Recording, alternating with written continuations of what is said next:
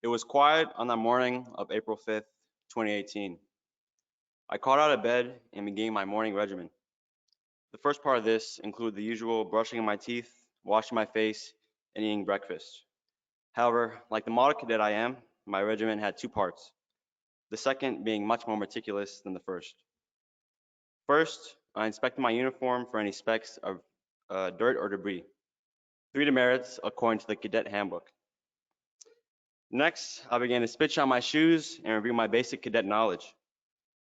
After my regimen was complete, I took one last look in the mirror and decided that I was good to go. However, I failed to recognize the greasy caterpillar that had infested the lands of my upper lip. While on most days, this mistake would have been fine. However, this was not most days.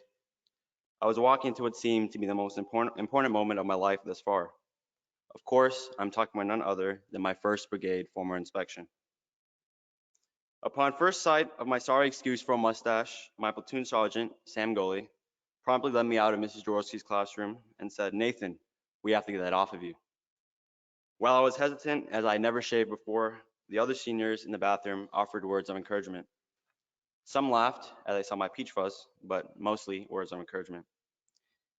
After being handed a plastic razor and an industrial can of shaving cream, I proceeded to listen to 4 different seniors try and explain how to properly shave a mustache.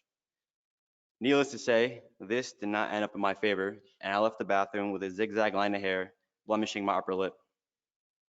Even worse, after explaining what had happened to the instructor inspecting me, he proceeded to smile and say that he appreciated the effort, but would still have to mark me down for my shave. Afterwards, I expected the seniors to criticize me for not shaving before the inspection.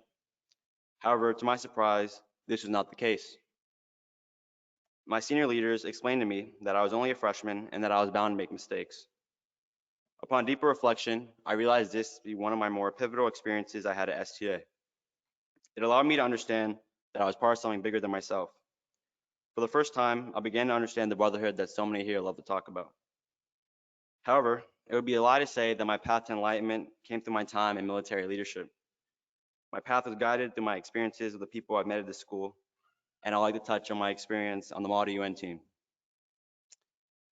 Model UN is a diplomatic simulation in which students from across the globe compete and must express the beliefs of their assigned country.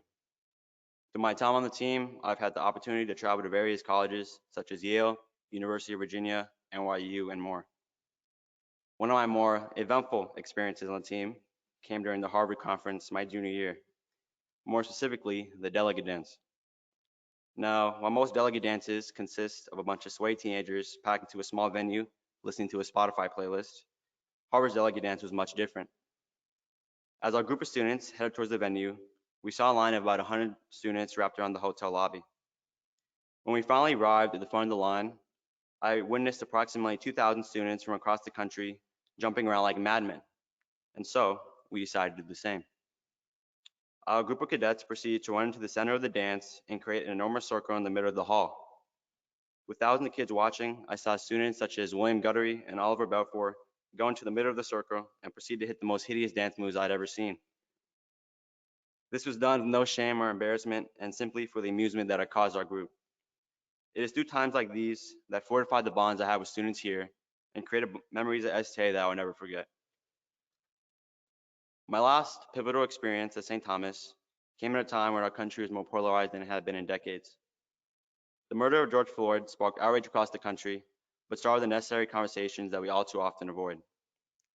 After his death, I had many students message me, letting me know that they were there for me during these tough times. Furthermore, I also had the opportunity to sit in on various STA Zoom meetings and give my input on how to make the academy a better place for the small minority population at the school. When over 90% of the student body is made up of a single racial group, it makes it extremely difficult to balance fitting in with your peers without jeopardizing your own identity. While this was and will continue to be a challenging period, I generally appreciate the willingness of St. Thomas to be open to conversation and change.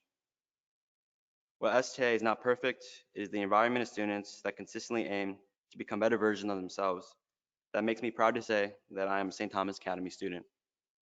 It is through my time here that I have created bonds and memories that will last a lifetime and overall become a better version of myself. Thank you, God bless, and shout out Mahawis.